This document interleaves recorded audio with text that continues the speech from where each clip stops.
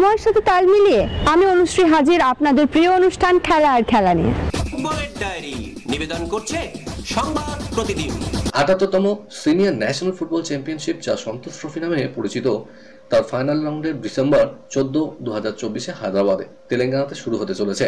নতুন সূচি অনুযায়ী প্রতিযোগিতাটি দুই গ্রুপে বিভক্ত হয়ে 12টি দলের মধ্যে অনুষ্ঠিত হবে। প্রতিযোগিতা কাঠামো ও দলগুলো হলো: services 2023-24 champion, Paschimbanga group C বিজয়ী, মণিপুর গ্রুপ ডি বিজয়ী, তেলেঙ্গানা আয়োজক, জম্মু কাশ্মীর গ্রুপ এ বিজয়ী, রাজস্থান গ্রুপ আই বিজয়ী। গ্রুপ বিতে রয়েছে Goa 2023-24 runners up, Delhi group B বিজয়ী, কেরালা গ্রুপ এইচ বিজয়ী, তামিলনাড়ু গ্রুপ জি বিজয়ী, ওড়িশা গ্রুপ এফ বিজয়ী এবং মেঘালয় গ্রুপ ই বিজয়ী।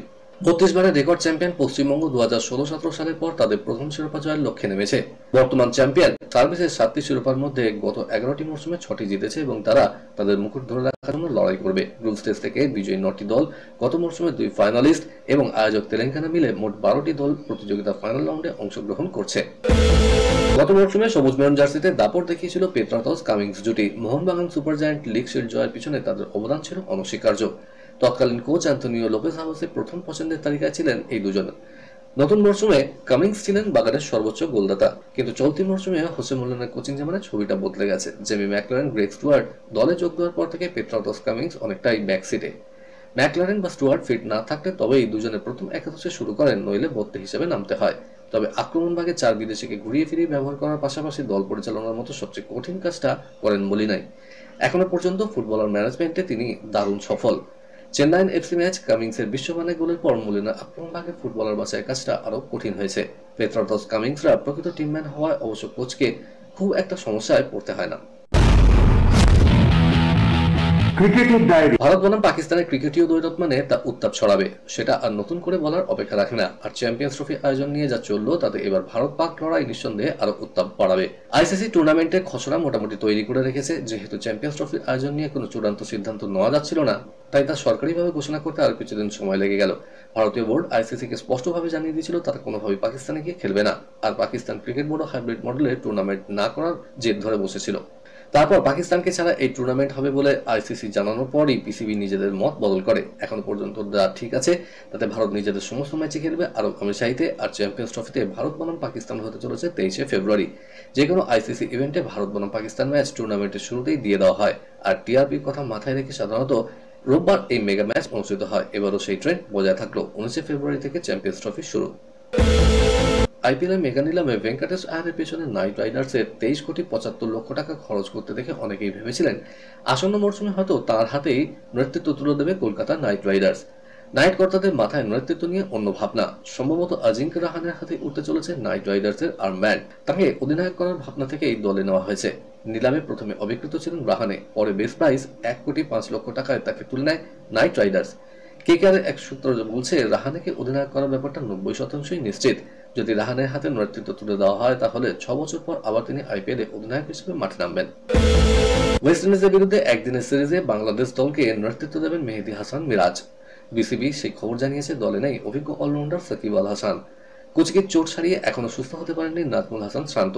এই মুহূর্তে ওয়েস্ট ইন্ডিজ সফরে টেস্ট দলকেও নেতৃত্ব দিচ্ছেন শান্ত। শাদ মুস্তাক আলীতে খেলতে দেখা যাচ্ছে শামীকে, তার দিকে বিশেষ নজর রয়েছে নির্বাচকদের। রাজকোটে মেঘালয়ের বিরুদ্ধে মুস্তাক আলীর ম্যাচে অগ্নি পরীক্ষা হলো শামীর। রিপোর্ট কার্ডে কি এলো? মোহাম্মদ শামীকে নজরে রেখেছেন বোর্ডের ক্রীড়াবিজ্ঞানী নীতিন ব্যাটেল ও এনসিএ ট্রেনার নিশান্ত বরদুলিরা। রাজকোটেও তার পারফরমেন্সে নজর রেখেছেন নির্বাচকরা। সৌরাষ্ট্র ক্রিকেট অ্যাসোসিয়েশন স্টেডিয়ামে টস জিতে প্রথমে ব্যাটিংয়ের সিদ্ধান্ত নিয়েছে মেঘালয়। শুরুতে ব্যাটিং করে 6 উইকেটে 127 রান তোলে তারা। 4 ওভার হাত ঘুরিয়ে শামী খরচ করেছেন 16 রান, কিন্তু উইকেটে দেখা পাননি। অর্থাৎ সেই দিক থেকে দেখতে হলে পরপর 3 ম্যাচে উইকেট শূন্য শামী। এই পারফরমেন্সে কি নির্বাচকদের মন গলাতে পারলেন ভারতীয় পেসার? এবার দেখার সত্যি অস্ট্রেলিয়ার শামীকে পাঠানো হয় কিনা। মুম্বাই ইন্ডিয়ান্স দলের অধিনায়ক হিসেবে প্রথম বছরটা একেবারেই ভালো যায়নি। খেলার থেকেও খবরের শিরোনামে বেশি এসছে প্রাক্তন অধিনায়ক রোহিত শর্মার সঙ্গে তার সম্পর্কের অবনতির কথা। তবে পুরনো ঘটনা ছেড়ে ফিরে এবার সাফল্য পেতে মরিয়া বাণিজ্য নগরীর এই দলটা। সম্প্রতি নিলামেও কয়েকজন ভালো ক্রিকেটার কিনেছেন মুম্বাই। আর এই দল নিয়ে বেশ আশাবাদী দলের বর্তমান অধিনায়ক হার্দিক পান্ডিয়া। তিনি বলেছেন তারুণ্য এবং অভিজ্ঞতার মিশেলে এবারের মুম্বাই দল শক্তিশালী। সৌদি আরবে আইপিএল এর মেগা নিলামে হার্দিক ছিলেন না, তবে টিম ম্যানেজমেন্টের সঙ্গে দল নিয়ে নিয়মিত আলোচনা হয়েছে তার। কোন ক্রিকেটারদের নিলামে কেনা হবে, কাকে নেওয়ার জন্য শুরু থেকেই ঝাঁপানো হবে, সে বিষয়ে হার্দিকও গুরুত্বপূর্ণ মতামত দিয়েছেন। ট্রেন্ট বোল্ট, দীপক চাহারের মতো অভিজ্ঞ ক্রিকেটারদের পাশাপাশি নতুন উইল জ্যাক্স, রবিন মিন্সরা এবারে মুম্বাই দলের বড় সম্পদ। খেলার খবর আরও আছে, কিন্তু তার আগে নিয়ে নিতেই হচ্ছে ছোট্ট একটা ব্রেক। দেখতে থাকুন।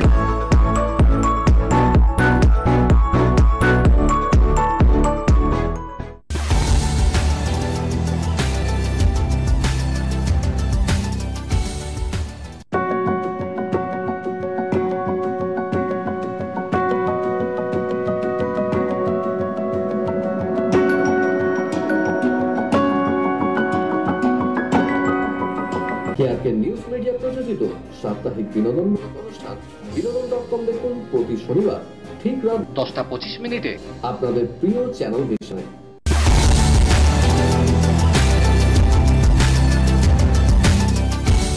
ব্রেকের পর আবার ফিরে এলাম আপনাদের প্রিয় খেলা আর খেলা নিয়ে। বিদেশের ডায়েরি। এফসি চ্যাম্পিয়ন্স লিগের শেষ চূড়ায় ওঠার লক্ষ্যে নেমেছিল আল সাদ। আল নাসের আগেই প্লে অফে চলে যাওয়া এই ম্যাচে রোনাল্ডোকে বিশ্রাম দেওয়া হয়েছিল, ফলে গ্যালারিতে বসে খেলা দেখেন তিনি। গোটা ম্যাচের দাপট দেখায় আল নাসের।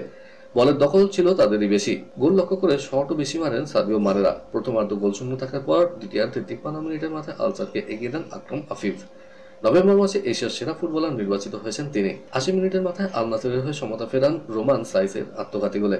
দেখে মনে হচ্ছিল খেলা ড্র হবে, কিন্তু সংযুক্তির সময় পেনাল্টি পায় আল সাদ। অ্যাডাম উইনাস গোল করতে ভুল করেননি। স্টেডিয়ামে থাকলেও মাঠে ছিলেন না ক্রিস্টিয়ানো রোনাল্ডো। 39 বছর বয়সেও তার গুরুত্ব কতটা তা টের পেল আল নাসের। ঝামেলা হয়েছিল পুরনো ক্লাবের সঙ্গে, ফলে চলতি মরশুমে পিএসজি ছেড়ে রিয়াল মাদ্রিদে খেলতে গিয়েছিলেন কিলিয়ান এমবাপে। রিয়ালে যাওয়ার পর এমবাপে অভিযোগ করেছিলেন পিএসজির কাছে বেতন বকেয়া রয়েছে। এমবাপের দাবির বিরুদ্ধে ফরাসি ফুটবল সংস্থায় আবেদন করেছিল ক্লাব। সে আবেদন ধোপে টেকেনি, ফলে পুরনো ক্লাবের কাছ থেকে বকেয়া বাবদ 483 কোটি টাকা পাবেন এমবাপে। ফ্রান্সের স্ট্রাইকার এমবাপে অভিযোগ করেছিলেন এপ্রিল, মে ও জুন মাসের বেতন ও বোনাস বকেয়া রয়েছে তার। পাশাপাশি ক্লাবের সঙ্গে তার যে চুক্তি হয়েছিল তার 1/3 টাকাও বাকি রয়েছে। পিএসজি সেই টাকা দিচ্ছে না। এমবাপের অভিযোগের পর পিএসজিকে নোটিশ পাঠিয়েছিল ফরাসি ফুটবল সংস্থা। তাদের বলা হয়েছিল 10 দিনের মধ্যে নিজেদের অবস্থান স্পষ্ট করতে হবে। পিএসজি দাবি করেছে 2023 সালে অগস্ট মাসে এমবাপে নাকি বকেয়া টাকা মকুবের প্রস্তাবে রাজি হয়েছিলেন, কিন্তু ফরাসি ফুটবল সংস্থার নির্দেশ মতো নির্দিষ্ট সময়ের মধ্যে আবেদন করতে পারেনি পিএসজি, ফলে তাদের আবেদন বাতিল হয়েছে। এই পরিস্থিতিতে পিএসজিকে নির্দেশ দেওয়া হয়েছে পুরো 483 কোটি টাকা মেটাতে হবে তাদের।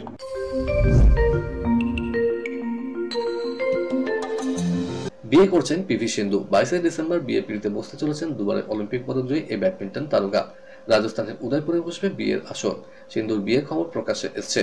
20 ডিসেম্বর থেকে উদয়পুরে বিয়ের অনুষ্ঠান শুরু হয়ে যাবে। সিন্ধু যাকে বিয়ে করছেন তিনি অবশ্য পরিচিত কেউ নন। হায়দ্রাবাদ নিবাসী ভেঙ্কট দত্ত সাই একটি বেসরকারি তথ্য প্রযুক্তি সংস্থার শীর্ষকর্তা। ব্যাগি গ্রিন, ওপরে লেখা 1947-48। সময় প্রলেপে কিছুটা ফ্যাকাশে হয়েছে টুপির সামনের দিকের অংশ। পোকা ধরতে ক্ষতি হয়েছে অল্প স্বল্প, ছিঁড়ে গিয়েছে কিঞ্চিত, কিন্তু ঔজ্জ্বল্য ঐতিহ্য আজও অমলিন। স্যার ডন ব্র্যাডম্যানের টুপি বলে কথা। কত পরিশ্রম, কত নিষ্ঠা, কত আত্মত্যাগ, কত মুহূর্তের সাক্ষী। স্যার ডনের সেই ব্যাগি গ্রিন নিলামে উঠবে আজ সিডনিতে। দর উঠতে পারে 2,20,00,000 টাকা। 1947-48 সালে অস্ট্রেলিয়া সফরে গিয়েছিলেন ভারত। স্বাধীনতার পর সেটাই ছিল ভারতীয় দলের প্রথম বিদেশ সফর। সেই টেস্ট সিরিজে স্যার ডনের মাথায় ছিল এই ব্যাগি গ্রিন। সেবার দুরন্ত ফর্মে ছিলেন ব্র্যাডম্যান। 6 ইনিংসে করেছিলেন 715 রান, গড় ছিল 178.75। 3টে সেঞ্চুরি এবং 1টি ডাবল সেঞ্চুরি করেছিলেন তিনি। এর আগে 1928 সালে অভিষেক টেস্টে ব্র্যাডম্যান যে ব্যাগি গ্রিন পরেছিলেন সেটিও নিলামে ওঠে এবং রেকর্ড মূল্যেই বিক্রি হয়। মিরাজ গ্রুপের অভিনব উদ্যোগ। র্যাডিসন হোটেলের গ্রুপের সহযোগিতায় 2025 সালেই ভারতে তৈরি হতে চলেছে স্টেডিয়াম কাম হোটেল। রাজস্থানের নাথওয়াড়ায় মদন পালিয়াল স্পোর্টস সিটিতে গড়ে উঠতে চলেছে এই স্টেডিয়াম। উন্নত মানের ও সেরা পরিকাঠামো থাকবে এই স্টেডিয়ামে হোটেলে। এটাই হতে চলেছে ভারতের সর্ববৃহৎ স্টেডিয়াম হোটেল। হোটেলে ঘরে বসে উপভোগ করা যাবে ক্রিকেট ও ফুটবল ম্যাচ। থাকছে 234টি দুর্দান্ত ঘর, তার মধ্যে 75% ঘর থেকে লাইভ ম্যাচ উপভোগ করতে পারবেন অতিথিরা। কলকাতার ডায়েরি নিবেদন করছে গুড এজ হসপিটাল।